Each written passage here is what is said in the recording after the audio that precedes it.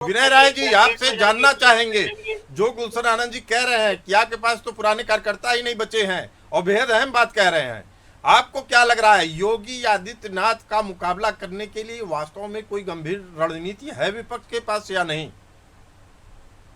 नहीं, देखिए हर पार्टी अपने आप को खड़ा करने मायावती जी का के धोखे की बात कही ओम प्रकाश जी ने, धोखा किसने दिया, गैस हाउस को जिंदा जलाकर मारने का, सब रिकॉर्ड मायावती ने बचाया किसने? वो लोग आज भी प्रयागराज सीट पर जो सांसद हैं उज्ज्वल रमन सिंह सपा से आए हुए हैं। मैं कह रहा हूँ कि पुयल पुनिया साहब बाराबंकी से हैं, क्यों ना उनको फ्री हैंड दिया जाए कि अपने स्तर से संगठन का एक मोटा आधार तैयार करिए। लेकिन कांग्रेस को बीच में डर ये भी लगता है कि जैसे पाला बदल देते हैं नेता तो इंसानों पूरा संगठन ही साथ साथ उनके चला जाए।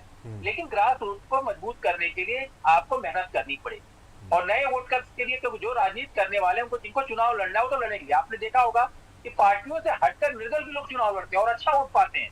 तो कम से कम ऐसे लोगों को कि जो कांग्रेस की जो विचारधारा की बात आ रही थी इसमें स्पष्ट बोलने में क्या आ जाता है, जो हिंदू मुस्लिम सबको लेकर साथ चले।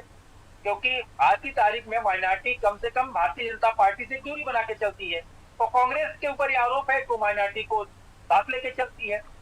कहीं ना कहीं मनमोहन सिंह जी ने पार्लियामेंट में कह दिया था कि जो भी हक है पहला वो माइनॉरिटी का है। तो मेरा मत सिर्फ इतना है, माइनॉरिटी का नहीं कहा था, मुसलमानों का कहा था। आप शब्दों में अपने में सुधार करिए। माननीय मनमोहन सिंह जी ने ये नहीं कहा था, उन्होंने ये कहा था पहला अधिकार मुसलमानों का है। और गुलशन भाई बिल्कुल गलत, बिल्कुल गलत। आप उनका मनमोहन सिंह जी का सुन लीजिएगा। नहीं नहीं नहीं, बिल्कुल गलत, बिल्कुल गलत ना गुलशन भाई। मैं जो हारने को तैयार ना ना ना ना।